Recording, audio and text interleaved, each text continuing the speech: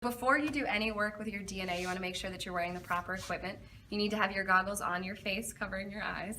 You want to make sure that you have your gloves on and that you have an apron, and it should be tied in the back. All right. What you're going to do next is you're come over. You have a few pieces of equipment out in front of you. The first thing that you're going to need to work with is your gel, which is right here. Your teachers have already made this for you, and it's set. These little indents right here that we're looking at, those are your wells. Now this needs to go into your chamber, which is this structure over here. This is the bottom part, and this is the top that goes with it.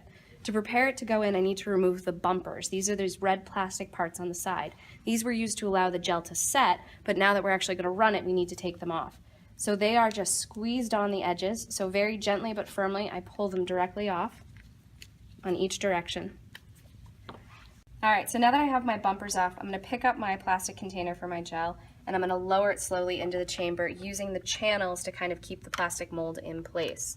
Oh, the way that I want to do it is you want to pay attention here because you'll have two different color leads coming off of here. You'll have a red and you'll have a black. Now DNA is negative, meaning that it's going to run towards the positive. So I just put it in the wrong way with my DNA chambers facing towards the black, and I want to orient it this way. So the reason that I want it this way is because I'm going to load my DNA sample in here. The current is going to run negative to positive, so that means that my DNA will run towards this positive end here. So you want to have your chambers that we're going to fill closest to this black end, and you want to have the direction that your DNA is heading towards the red or your positive end. Now that I've got it set up like this, I'm going to add my buffer in. On the front of your chamber, what you'll notice is that there is a line right here that's labeled fill line. This is the maximum amount of buffer that you're going to want to pour into your chamber.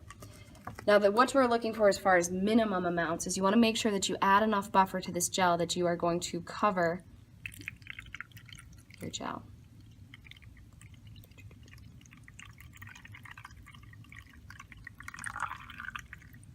There we go.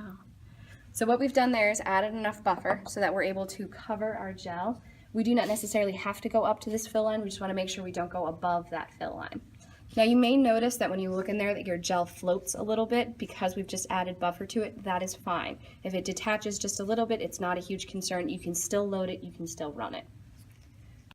Alright, the next thing that I'm going to do is I need to actually load my samples into each of the chambers. Now in order to make sure that I know where each of my samples have been loaded, what I've created is a little bit of a lane map. Now you are going to add yours and you want to make sure you label your lane map because you'll be sharing with another group. We'll notice that we have 8 spots on our lane map. The 2 on our edges right here, so the furthermost out chambers, you are not going to use. So those are going to stay empty.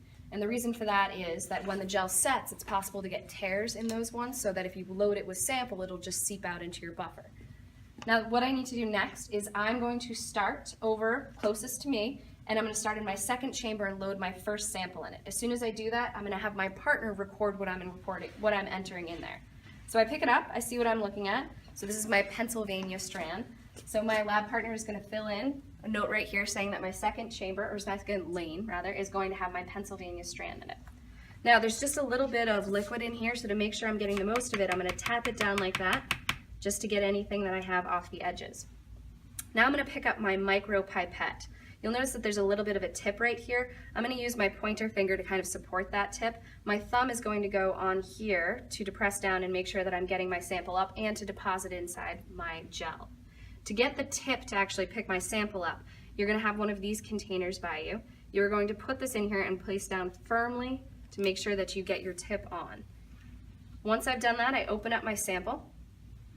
I'm then going to put this straight down into the sample.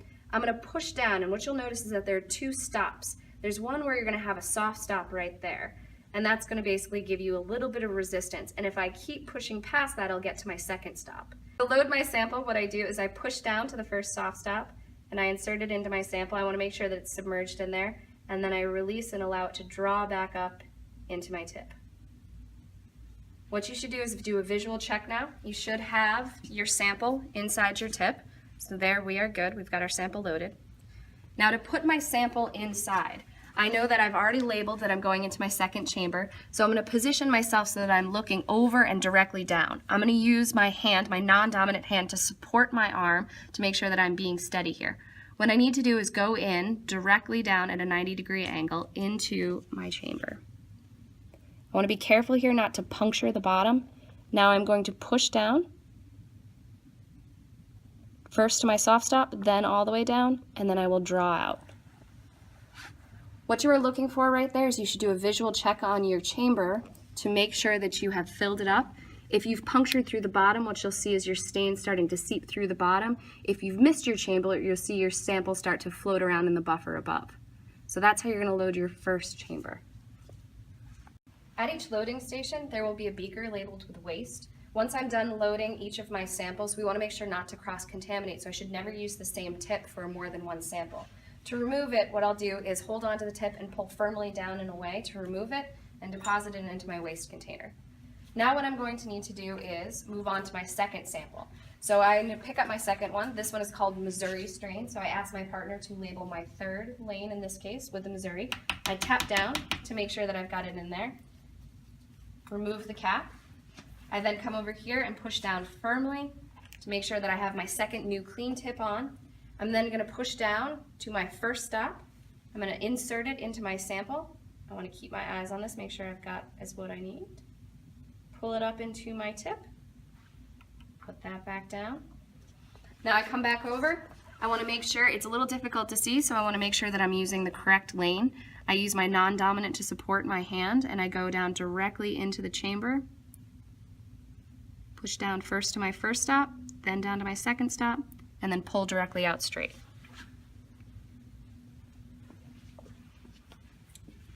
All right, now that I'm done with that one, I take the tip off, and I'm just going to repeat this one more time. So pull the tip off of this one, put that away, return the cap onto this one. Tap down my third sample.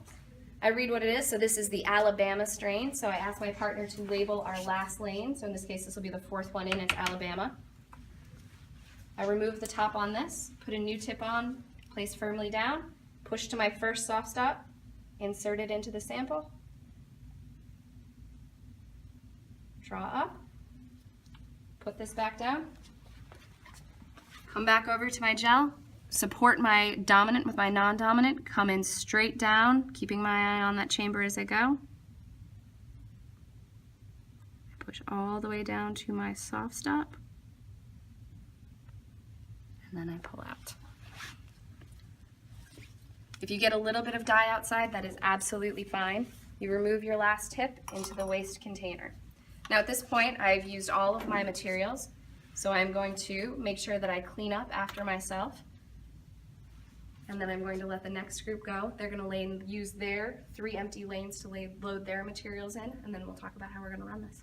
All right, so now that we've got our lanes all loaded with our samples, each group is gone, what we're going to do is plug this into the power box and actually run this gel. So remember, DNA is negative, so it's going to run towards the positive end, and that's how we're going to see our banding.